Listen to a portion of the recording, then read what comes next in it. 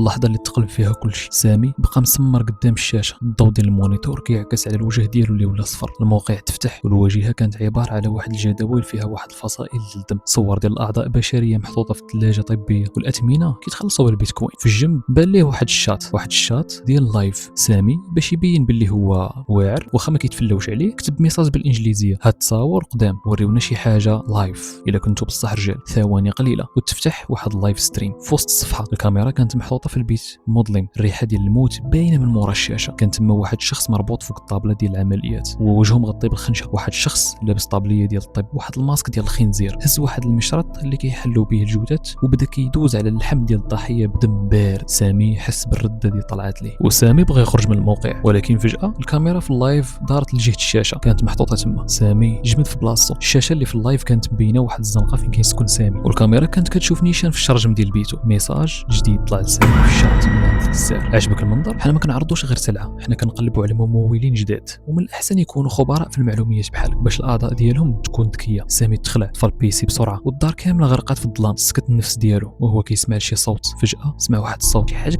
جايه من الصالون، انا متاكد. مشى كيزحف بواحد شويه، لقى التلفازه شاعله بوحدها وفيها واحد الصوره ثابته، صوره من سامي وهو جالس قدام البيسي قبل 5 دقائق. من وراه كان واقف داك مول الماسك ديال الخنزير كيشوف فيه. سامي دار اللور بسرعه، ما لقى حتى واحد، ولكن ملي شاف في المرايه ديال الكولوار لقى مكتوب عليها بالدم: العمليه غتبدا دابا، فصيله دمك مطلوبه بزاف هاد الليله. سمع واحد الصوت كيتكرط مع الباب ديال الحديد ديال الدار، وصوت غليظ كيقول من ورا الباب: سامي حل الباب، الزبون باغي الكبده طريه وما كنبغيوش نتسناو بزاف.